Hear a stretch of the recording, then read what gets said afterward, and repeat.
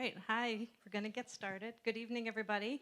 Thank you for coming out tonight. My name is Karen Danvers. I'm a librarian here at the Ferguson.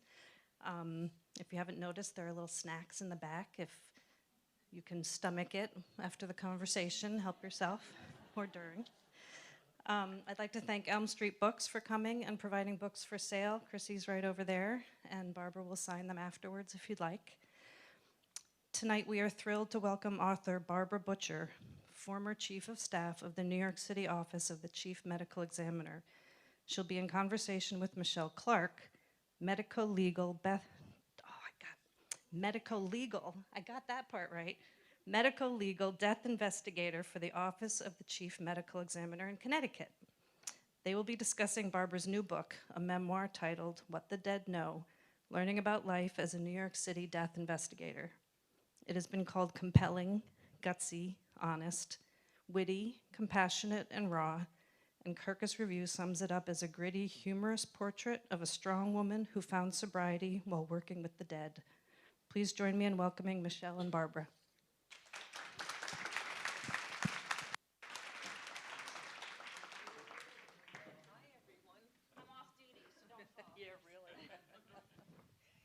Hi, everyone. Thank you so much for coming out tonight.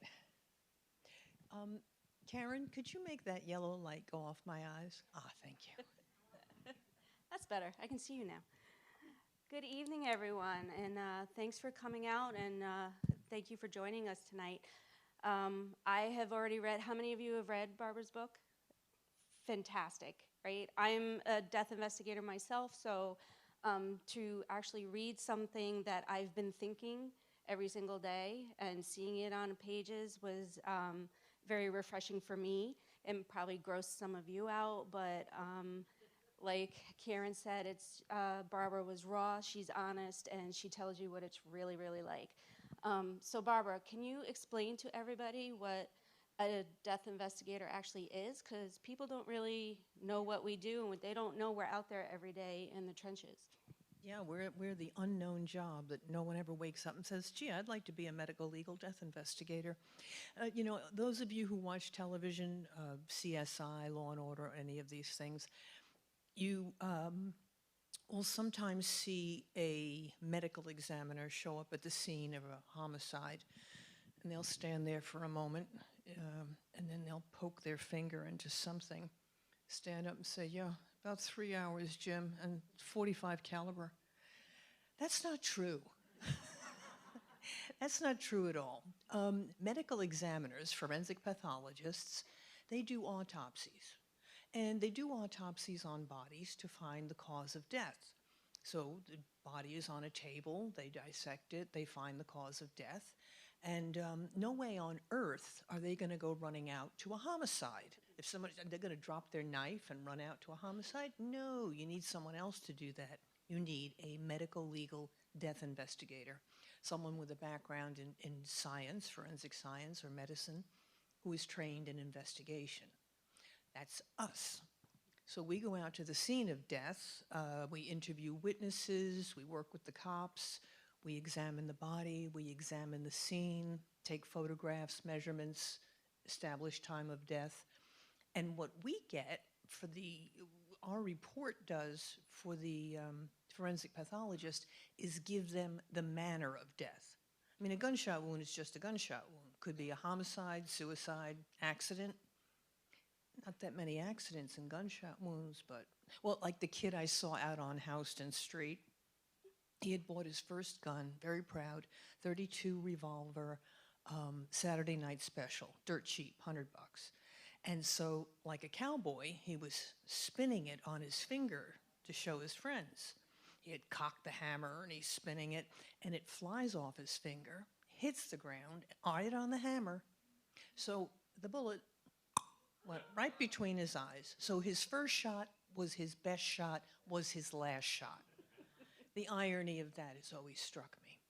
So what we do on the scene is find out the manner, the context under which that gunshot wound occurred. So we find the manner of death. That's pretty much what we do.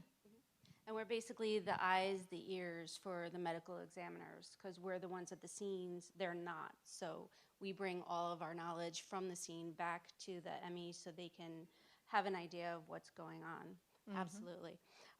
You had a very difficult beginning, a very difficult journey, and I give you so much credit for being just honest about everything.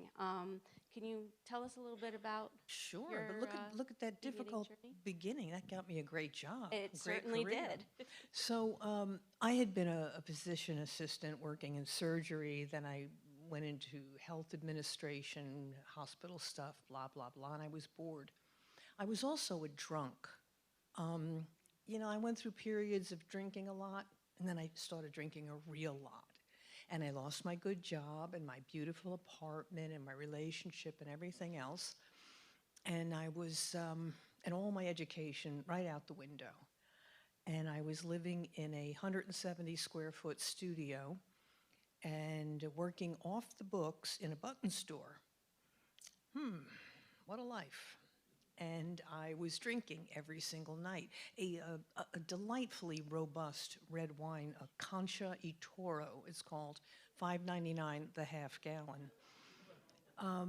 So, one night I just kept drinking, and then I went into a very bad blackout. I had no idea what had happened that night. I woke up on the floor in the twisted, sweaty sheets with a cut on my forehead and a bruise on my chin, and feeling sicker than I had ever felt in my life. And I said, oops, time's up. And first I found out, I asked friends, how did I get a cut on my forehead? They said, you fell up the stairs. That's a real drunk move. Not down the stairs, no, we fall up the stairs. So I got sober.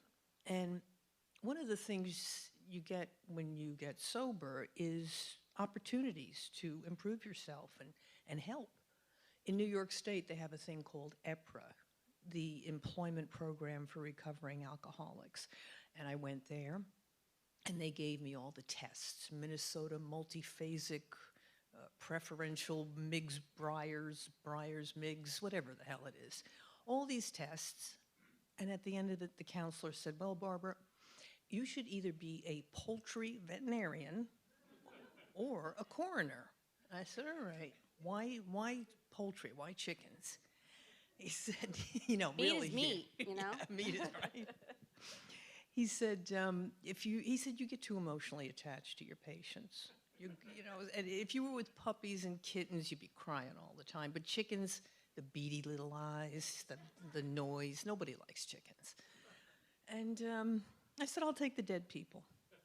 Because I figured, you don't get emotionally involved. They're dead, right?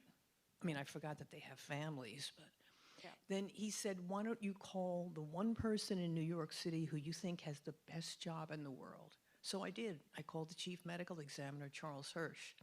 I said, can I talk to you about your job? He said, sure, come on in. And I had an informational interview, and they offered me a job. Me. I could actually be a death investigator. This is the coolest thing in the world. So I got it. I was telling Barbara, usually we become alcoholics when we retire from the job, not before. So you got that out of the way, so you're good. So being a death investigator myself and reading through the book, there were literally parts I laughed out loud. My dog's looking at me like, what's so funny? Bad boy games. There are so many different ways to die, but then along comes someone who wants to invent something new. The so-called bad boy games. It falls under the heading, there's a chapter called Death by Misadventure. There's accidents, right? But misadventure is much more sexy sounding. It's like you did something very dashing, and it didn't work out, and you died. No, what the hell? That kind of thing. But the most deaths that come from these so-called misadventures are those what we call bad boy games, when guys do things during sex, during masturbation generally, to heighten the experience. For instance, hanging oneself. Now, I remember going into an apartment. A young attorney hadn't showed up for work for a couple of days, and so one of his coworkers came over and found him with a noose around his neck, which was attached to a doorknob, and he was leaning forward, and he was wearing a leather corset, and there were feathers stuck in it in a jaunty kind of way, just sort of glued onto it. And there were other things too that I don't need to go into. But Use your imagination. yeah, exactly. That happens an awful lot. I mean, a real lot. So when I tell the cops, they said, "Oh, look, did he commit suicide? Did he hang himself?" No, not in that outfit, he didn't.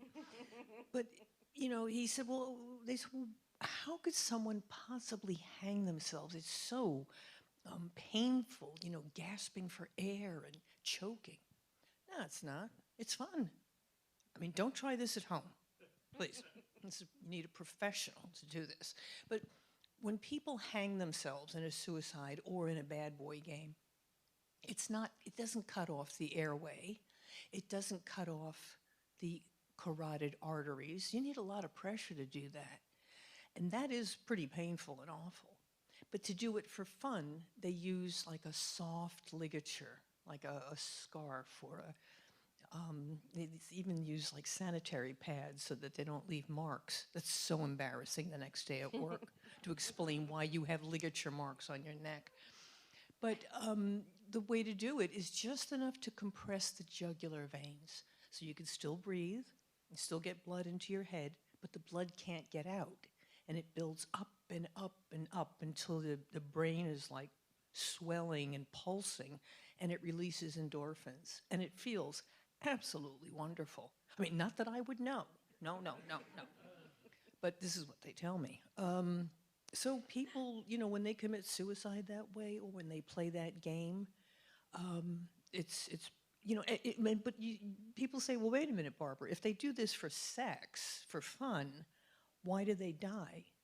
Well, these guys, and notice that I'm saying guys, because women aren't usually this stupid. Sorry, but that's the truth of it.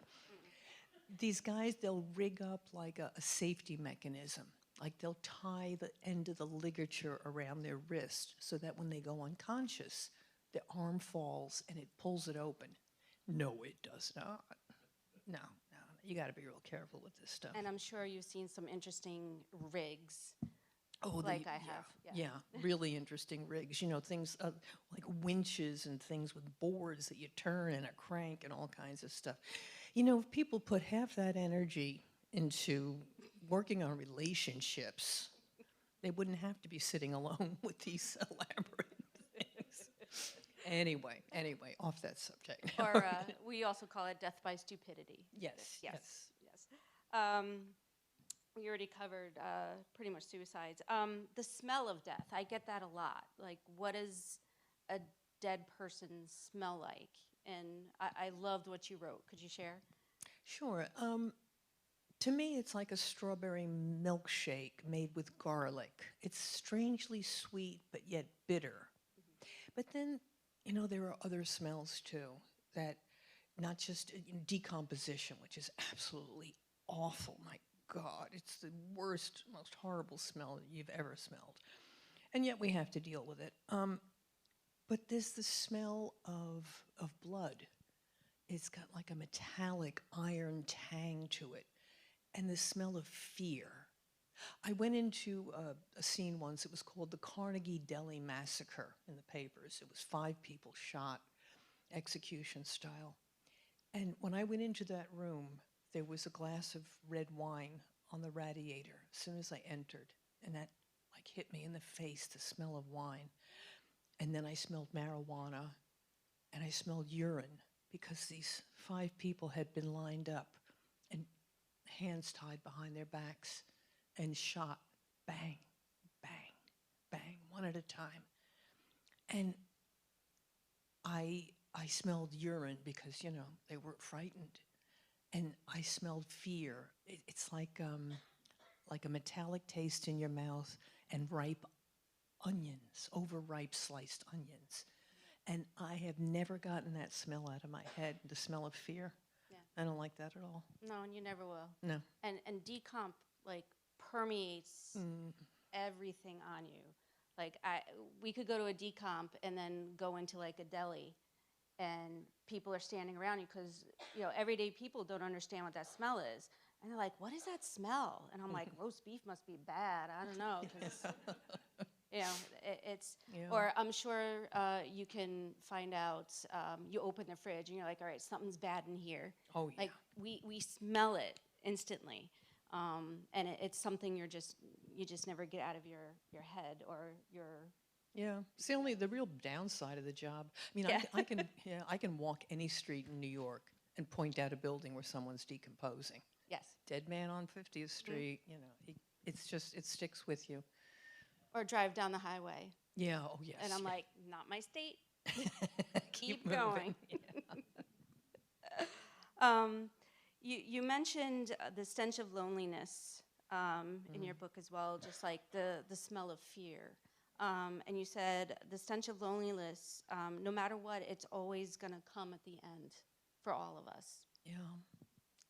Hopefully not. Hopefully not. But hope springs eternal. And in New York City is the place you want to move if you want to be left alone. And so many people are so alone in New York. The Hoarders. I'm sure many of you have seen that TV show, Hoarders, where the people, they stack their homes with all kinds of hideous trash. But it's even worse than that, worse than what you see on TV. It goes right to the ceiling sometimes. And you can't even you have to take the door off the hinges to get in or go in a window because it's packed to the ceiling. And it's just people who are alone and lonely. And, we call that smell the stench of loneliness. It's really awful. And I think that the things that hurt me the most, that got to me about the job, were suicides, of course. I get depressed myself a lot, a real lot. And, to see people take their own lives just really tore me up. It probably crushed my soul after a time. But the other thing was the loneliness. One guy, I was looking for his identification. He lived alone in a little apartment. There was hardly anything in the apartment. Didn't look like he had much of a life. But when I opened his wallet, that little card that comes with the wallet, and put your name and address in, and it says, "In case of emergency, notify." That's where you put your mom's name or your sister. He put 911. He had nobody to call. Now, that has been in my head now for 22 years. I can't shake it, that kind of loneliness, when you have nobody. And, it is the most wildly interesting job in the world, especially for someone as nosy as me. I am so damn nosy. And the best part of this job was not only do you get to see how people die and figure it out, and it's a wonderful puzzle, but you get to see how people live, how hoarders live, in New York, people live everywhere from Fifth Avenue penthouses filled with art to caves and tunnels beneath the ground, the so-called mole people. I went on a case once. A young sex worker had been arrested on a drug deal, and she said to the cops, "Look, if you give me a break, I'll tell you where there's a homicide victim. I'll show you the skeleton. He's in the caves." They said, "Barbara, you want to come along?" Oh, hell yes. I love a Huckleberry Finn adventure. And as we went through the caves, all the tunnels, I started to see these little chambers, little caves, like 10 foot by 15 foot, furnished, like a bed with a bedspread and bookshelves with books in them and candlelight. There's no electricity, of course. And this one cave was really nicely done, nicely furnished, but it had a vintage framed Dubonnet poster on a rock ledge. And I had that same damn poster hanging in my kitchen. But another guy had a calendar on his table, and was crossing off days. And I wondered, what the hell is he waiting for? He lives in a cave. Like, what is he waiting for in his life? What's next? And it's absolutely fascinating to me the way people live like this. That was one of the best parts of it. Oh, absolutely. Going to places that you wouldn't even think of there are people living there, or the thought that people even live like this. And I don't know if it's just a city life type of thing, but it's not just, I always thought, oh, homeless people, they're all in the city. You'll find them all in the city. No, they're everywhere. Those of you that live in Connecticut, they're everywhere. There's hoarders in like Westport, believe it or not, right? Westport's a very affluent town. There's hoarders in Westport. So you don't think of these things. And I don't know if you mentioned, is it naive of us as people in general that we just choose not to see it or not look? Or is it just something ingrained in us that, it's not down the street from me. It's just something that happens in, the bad areas of a city. Yeah, I think that most of us feel that that everybody lives just as we do. Most of us live in an apartment or a house, and we have furniture and a little bit of food in the fridge, and a couple of personal items. But it's really not that way at all. No. I guess it's just like a ethnocentricity or something. I don't know what you'd call it anthropologically, but we all tend to think that everyone lives just as we do. And it is so not true. Especially, I went on a couple of mass disasters around the world, in London and Thailand for that tsunami. And the way people live there is very, very different. And it's psychologically different too. In Thailand, they just had this tsunami sweep through, kills 238,000 people. Imagine that, right? Everything's gone. The 30-foot wave comes in and sweeps away your home and your whole family. So most of the dead were buried in trenches and mass graves. But in Thailand, there were 850 European tourists that were lost. And the European government said, you're not putting our people in mass graves. No, no, no. And they said, but our country, we're devastated right now. What can we do? We can't identify people. They were literally rotting in the sun. So I went over with my boss and a colleague. The United Nations asked us to go over and help them out. And we brought DNA scientists and technologists and forensic dentists and all kinds of people. And the Europeans, they sent people too. And we did it. We managed to unearth all the bodies and identify the 850 Europeans. Imagine? I know, I see your face. That's how I looked too. I was like that, what? We're gonna do what? But we did it. Now, why would the Thai people do that? Because they understand that their economy depends on tourism, so they need to do it for their country, but also that this is the belief of guests in our country, that the person must be identified, must be returned home for burial, and therefore we're going to respect it. So they were out there working with us, digging and doing this horrible, horrible work when their own homes were destroyed. And I guess that's a Buddhist thing? I don't know. Not sure. Well, I don't know what it is, but there was something so inspiring to me about seeing how they lived their lives in a very different way than we would. Look, if New York, like when New York did get attacked on 9/11, I'm thinking first, like, my safety, my family's safety. But not everybody does that. Mm-mm.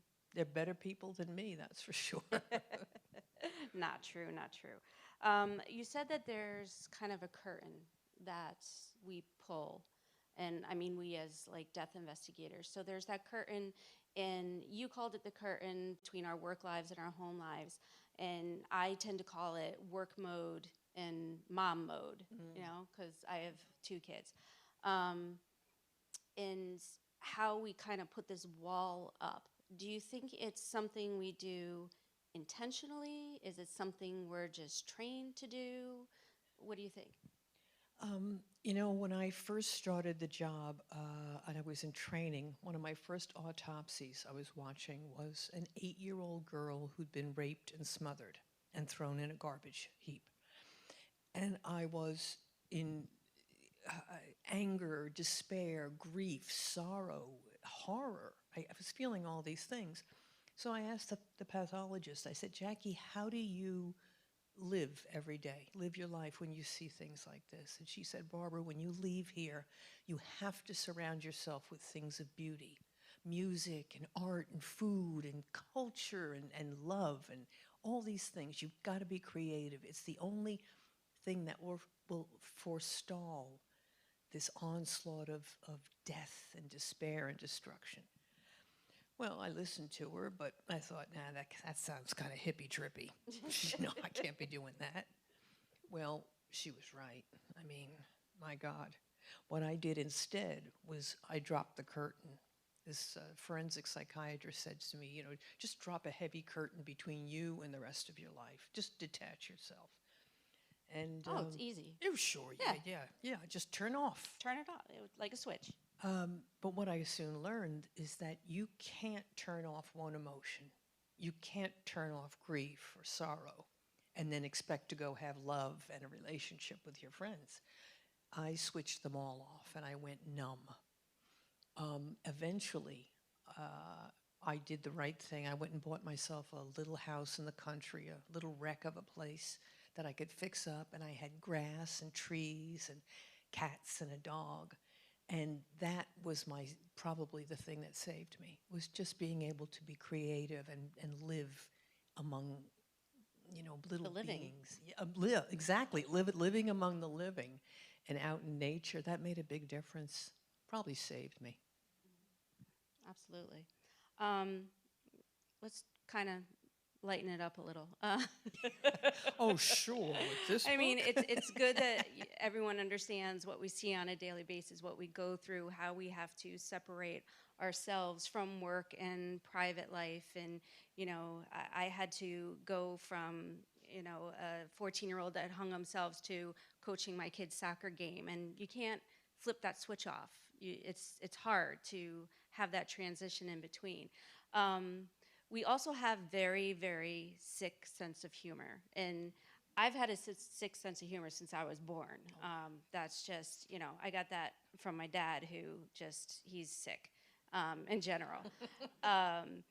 But even when I went back to my high school reunion, they're like, what do you do? And they were like, we thought you'd be on like Broadway. You like to dance and sing, and like this is a total, from that.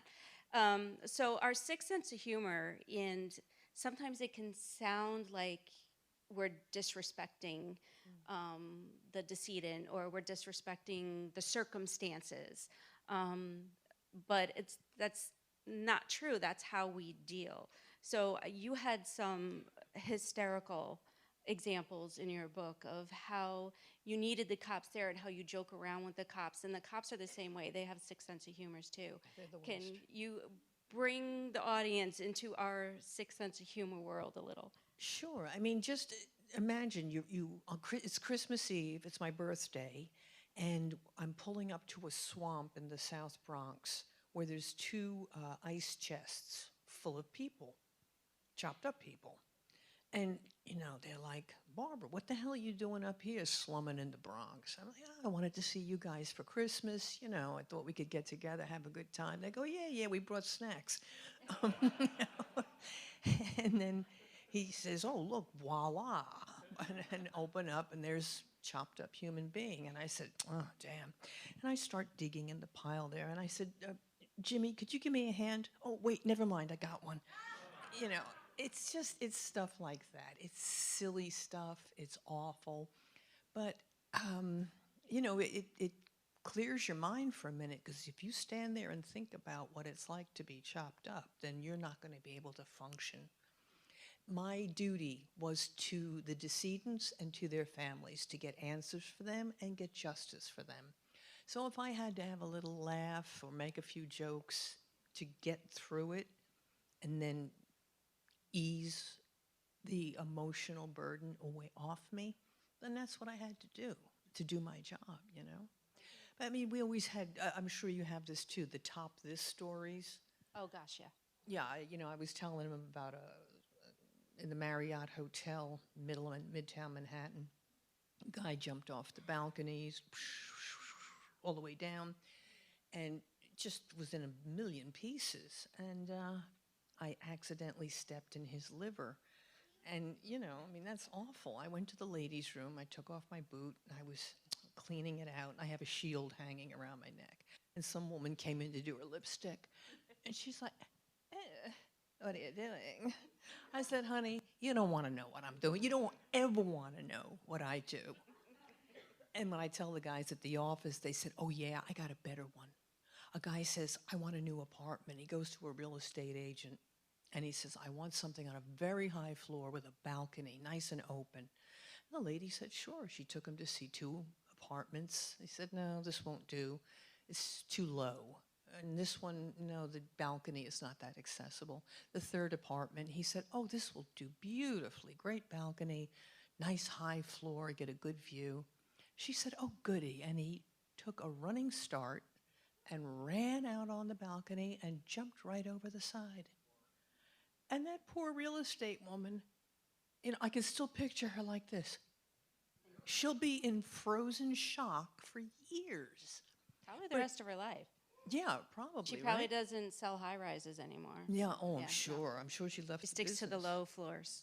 But Yeah. this is the kind of thing we'd sit around in the office and say, top this. Oh, sure, I got a better one. I got a better one. It's a terrible business, but what can you do? Well, you were saying you stepped in his on his Liver. liver. There. I had a car accident, so horrible, split the guy in half. He was, thrown out of the car, and his kidneys landed spot here, and of course, reconstruction guys, they paint a circle around them because there was just body parts at least over 100 feet down this one main street in Bridgeport. So I noticed that one of the kidneys wasn't in the circle like the original one. You can actually see the splat marks, right?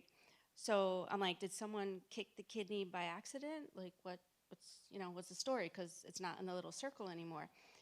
And of course, the detectives start laughing, and we're trying not to because we're in a very public area. People are, you love when they pull the phone out. Let's start taking pictures. Yeah. So he goes, no, a seagull came down and Yeah. picked up one of the kidneys. So a new rookie officer goes running after it and smacks it out of the seagull's talons. And then looks at his hand and freaks out. And I'm like, oh my God. I was like, where is he? They're like, oh, we sent him home. I had a cop once who, cops, I love them. They're brave, good people, and, they try hard in an impossible job. And this one young rookie, he was so scared of dead people. And, when someone dies at home and they're decomposed and, just burbling, they leave the cop guarding the body until I get there. And this poor cop, he saw this body just laying in the bed with his head back, and he was very bloated, decomposed. And suddenly the body made a noise like that. And he screamed and pulled out his gun and shot the dead body twice. It was just the gases escaping, but he was so frightened that he actually killed the dead guy. So a lot of that stuff happens, I know.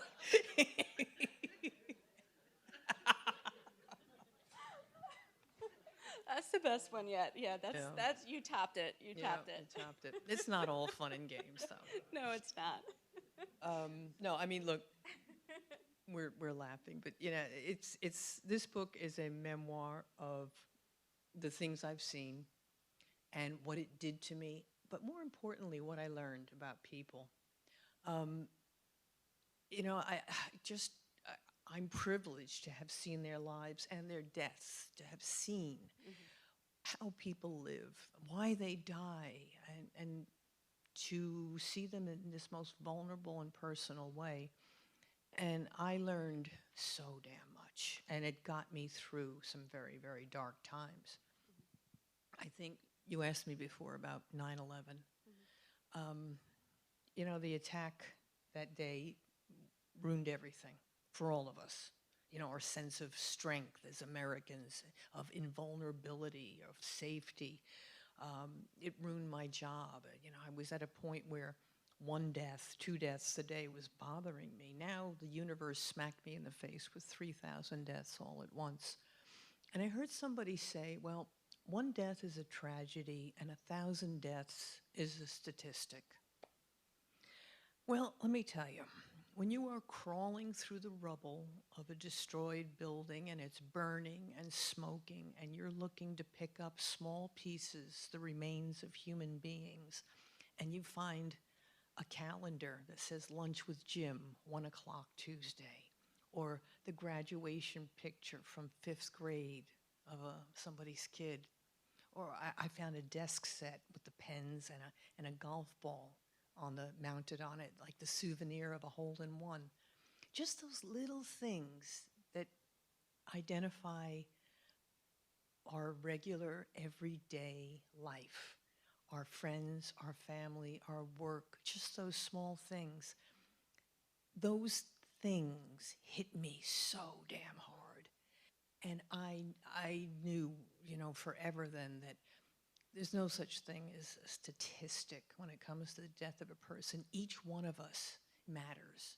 Each one of us is a universe with friends and family around us, and we have influence in the universe, and the universe influences us. We're each important. Every life matters. And that was probably the most important thing I learned, was that no statistics. You know, we hear about, 3,000 people drowned in Sri Lanka, and you just go, wow, that's awful. But if you stop to think, each and every one of them with a family and friends, it's a big thing. So it made me feel more connected to people, more connected to the world. So it wasn't a bad job after all. Not at all. And even with all that tragedy and all the people they left behind, that's one thing they don't tell us about our job. Our job is to talk to the people that are left behind, talk to the grieving families. And because we're human beings, obviously we're able to do that. But it's not the bodies. They're not there anymore, right? We look into their eyes, they're not there. But the people they leave behind are truly still there. And sometimes we are there for several hours just consoling the grieving families, and they're telling us, you know, the decedent's life stories. And those are the things that get you. That's the gut-wrenching part of it. And again, it's how do you deal, and how did you, put that veil down? It's not so simple to do. And when you have a mass disaster, and we've had one here in Connecticut as well, it just sticks with you forever. Yeah. And you've been out of this job how long now? Well, I was there 23 years, and then I've been doing private work, consulting for families who, have unsolved cases. I don't want to do it anymore. Yeah. It's too painful. It is. But, my boss, Dr. Hirsch, told me that you're really working for the families. You're getting answers and justice for them. And he said, Barbara, you can make mistakes. You can screw up a case. You can mess up a report. You can, fall asleep on the way to work and not show up. You can do a lot of things.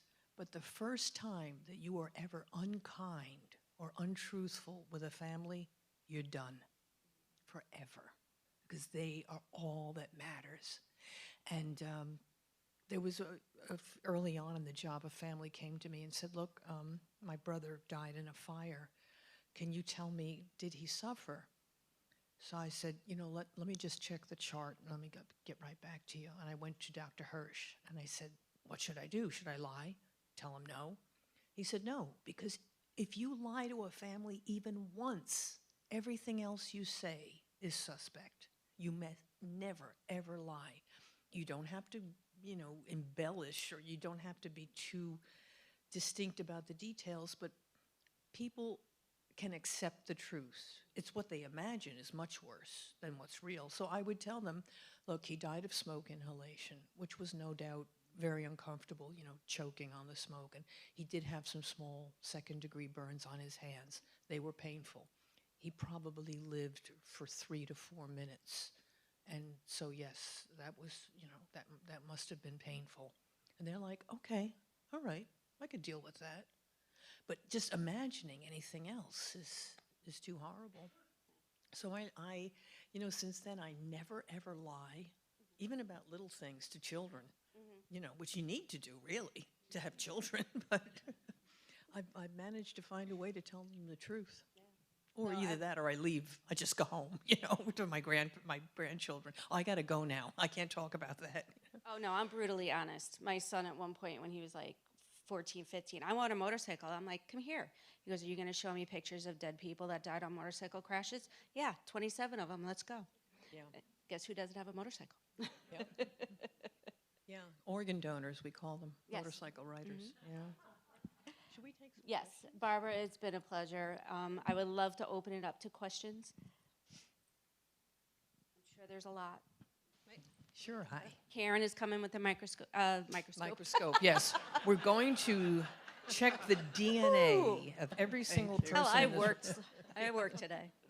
I'm just curious as to how many death investigators there are in the city of Manhattan, the city of New York, all 5 boroughs, and I'm also curious in Connecticut.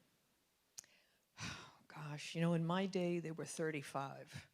But now the job has been spread out into different aspects. Identification for one, street scenes, hospital scenes. There's probably 22 or 23 in the city now. We have 16 that cover the entire state of Connecticut, and we have 3 shifts. So someone is on 24/7. Yes, we never close.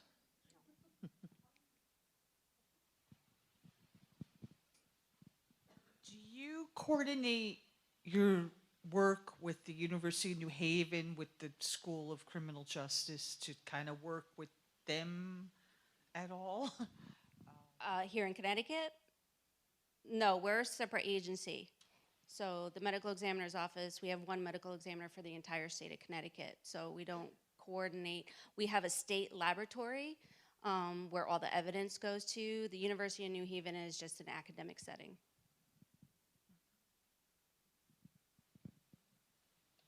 Is there one case that through everybody's really hard work, you just weren't able to capture the suspect and bring them to prosecution that One? stays with you? Oh, One? there's more than this. How about 10,000, 20,000, 30,000? Okay, so the percentage of success as far as finding the culprit and having justice is what? 60% nationwide.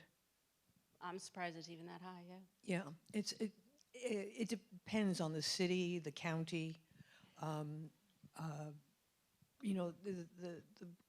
The medical legal death investigation system in our nation is very, very fractured. Some people have elected coroners. You only need to be 18 years old with a driver's license and a high school diploma. Others, you have to have a, board-certified forensic pathologist. Very, very fractured. So it depends on where the homicide is done. Nationwide, it's about 60% of them are solved.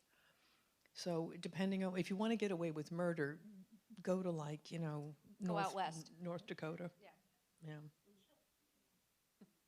Not in Connecticut, though. They have a very fine record here.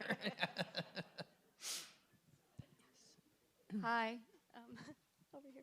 First of all, thank you guys for what you do because, oh my God, especially 9/11 hit home with me very, very much. I haven't read the book yet. I'm about to. But big question for you.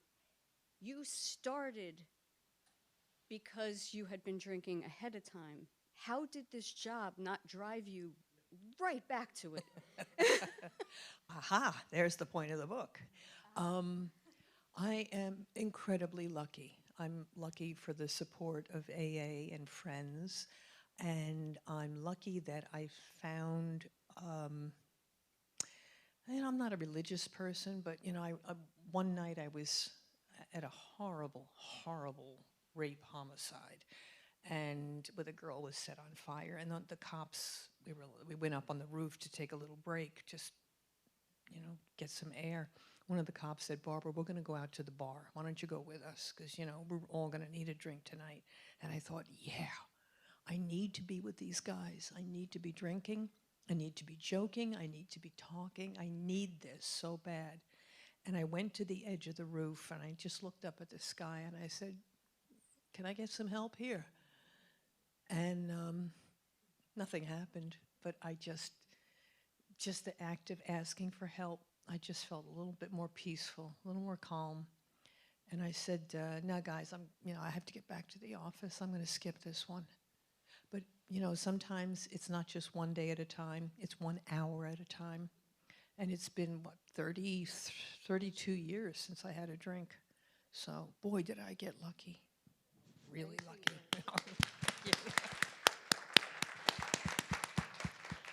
So I can tell you I'd be at the bar.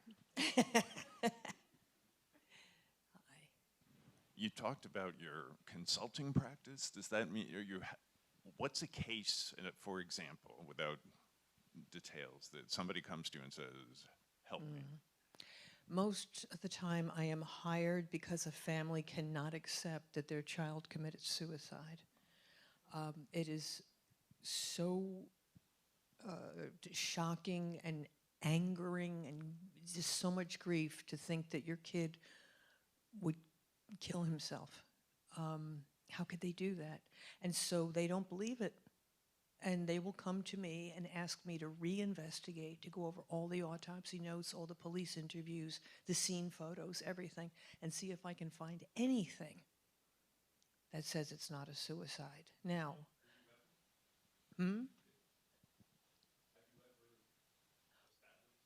Once. There's many cases, and I have one now that looks very much like an accident. The guy with the gun to his head yelling, "Is this what you want? Is this what you want?" And the girlfriend grabbing at the gun and him pulling away, and they're struggling over it. That, I think there's a good way to say that was an accident, that it went off during the struggle. But the medical examiner doesn't agree with me. So, not easy. Yes, ma'am. I'm still not clear on what you're doing at the scene. I understand you're consoling families. I understand there's circles around body parts, but the medical examiner does what he or she does. I'm not clear on what your job is at the scene, other than consoling the families. No, it's Not to minimize that, I just Yeah, don't know no, what it's- else. I'm trying to understand what for the instance, content of the day is. a body, a man laying on the ground, sort of patterned wounds, stab wounds all over his chest, a long cut, short cut, long cut, short cut all over his body. Yeah, I'm documenting that. I'm taking photographs. I'm checking rigor mortis, liver mortis, and the body temperature to establish time of death, so I can get within an hour or two of, range. And then I'm looking for other wounds, defense wounds, flesh under the fingernails indicate someone was in a fight. Then I'm going through the scene with the police. We're looking for medications, drugs, suicide notes, anything. We're examining areas like on the windowsill that look like they were jimmied. And I'll tell the cops that they're looking for a murder weapon. I'll tell them, look for a pair of scissors, because we have the broad blade and the point blade over and over and over again, right? So we find a pair of scissors, bloodied but washed off. So we're working with the police. The body belongs to us, the scene belongs to them. Correct. Can you add anything to that, Michelle? Yeah, the bodies are our jurisdiction, so whenever there's a decedent, the cops will process the scene around the body, but we do the actual examination of the body, because cops aren't going to touch the bodies, trust me. So we actually do the examination, and we see more dead bodies than officers do. So like Barbara said, we're able to determine patterns. We can see gunshot wounds from across the room. So we're assisting the police in saying, hey, this is definitely scissors, you're looking for scissors, or this is definitely a stab wound, you're looking for a serrated blade, because based on the injury I'm seeing, it's a serrated blade. So we assist the police officers in not only examining the body, but also processing the scene so that we can all come to a conclusion of how this person and why this person died. Right, so the body then goes to the medical examiner's office where a forensic pathologist will do the autopsy to confirm. So like Barbara said, we determine or help determine the manner of death. So homicide, suicide, accident, natural. And the medical examiner determines the cause of death. So it could be, you know, hypertensive atherosclerotic cardiovascular disease, or it could be a gunshot wound to the head. You're welcome. You were living a very successful life before getting to drinking and becoming an examiner. If you were able to go back and just continue doing the job prior, would you? I would never change a thing. Sometimes I think about that, like, gee, why wasn't I an actress? I should have been a famous actress. Seriously, you know. Because I couldn't. You did some. I did. It's in later her on book. as You'll a hobby. find out. Yeah, I started acting later on just for a hobby. But no, then I think, wow, then I would have missed out on seeing all these people's lives. I would have missed out on learning about people. I would have missed so much. No, I would have done everything exactly the same, except I would have taken better care of myself emotionally so that I didn't go into bad depressions. You know, I would have talked to a counselor. But no, we don't do that, remember? We're strong. Yeah, we're Medical, strong. legal death investigators. You don't need that shit, Barbara. Come on, you're fine, you're fine, you're a very strong person. That's what they said. You know? Still do. They still do, right? Still do. Yeah, this young lady here's been. Like, how Sorry, often go do you have to get like psych evaluations? Like, is it mandatory as well? What a great question. So cute. Never, never, never, never, never. We're as crazy as bed bugs. I mean, we are nuts. Right? The guys I worked with, some were paranoid, some were heavy drinkers, some were gamblers. All of us had something. I was addicted to, it's called Smarties. It's a little sugary candy that comes in a roll. I could eat a 5-pound bag in 2 days. So we all had something, and we were all crazy. And no, if we got psych evaluations, you know what they do? They'd take us out of the job. Nobody would do it. They needed us.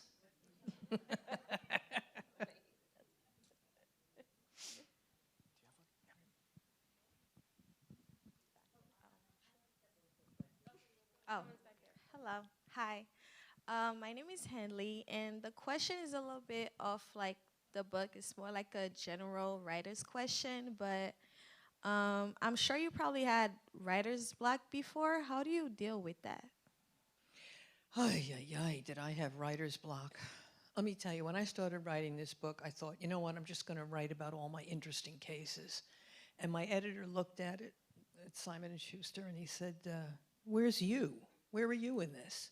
I said, I'm right here. He said, no, I'm not seeing you in the story. I want to see what you see and smell what you smell and feel what you feel. I said, all right, I'll try that. And I started doing that, and I started crying, you know? It was really hard. I'd be like, I don't want to think about that. No, no, no, no, that was too awful. And then I would get blocked up because I was feeling too much, and I'm not good at that, you know? So what I would do is just take a hard break. Like, do not go near the desk, don't go near your computer, and don't think about work for a solid day. And it was hard because I felt guilty, like I should be working. But, you know, I'd force myself. I'd go take a walk. And then it got to the point where I was yearning to write something down. I'd say, no, you hold off now, girl. And then finally, at the end of 24 hours, I'd let myself go back to my desk. And then I was able to write again. You know, not easy, though.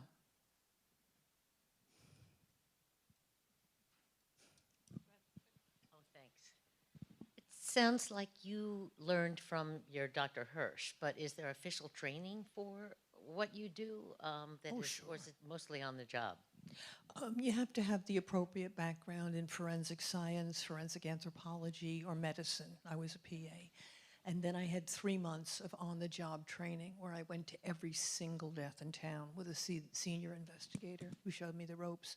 I went to the New York City Police Academy for homicide training, the criminal investigations course, special victims. I went to the FBI Academy for their course on death investigation. So yeah, there's a lot of training, and you have to keep doing it.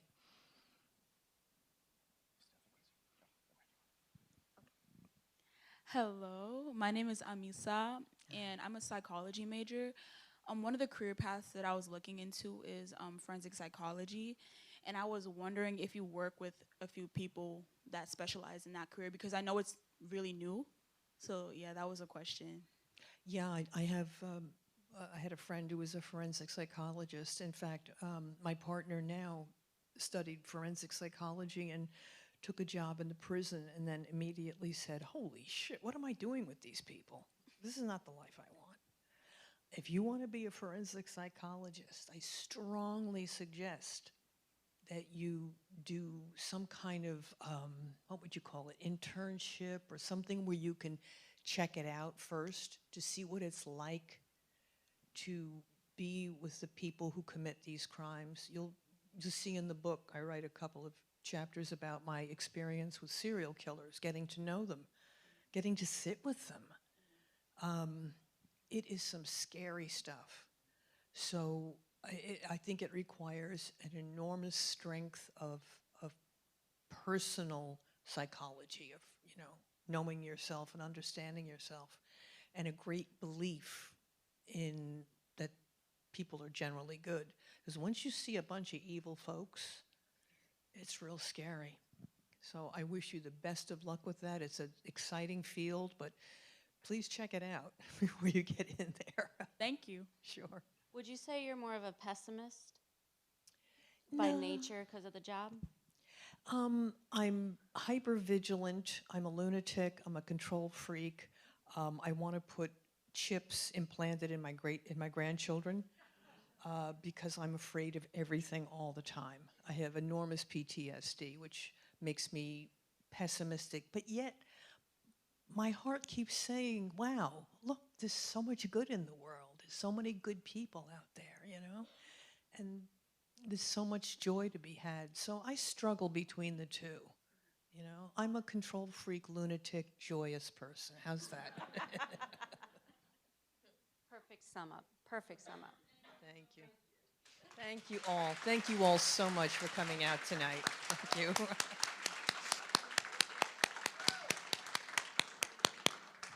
And I'll be glad to sign books if anybody wants any.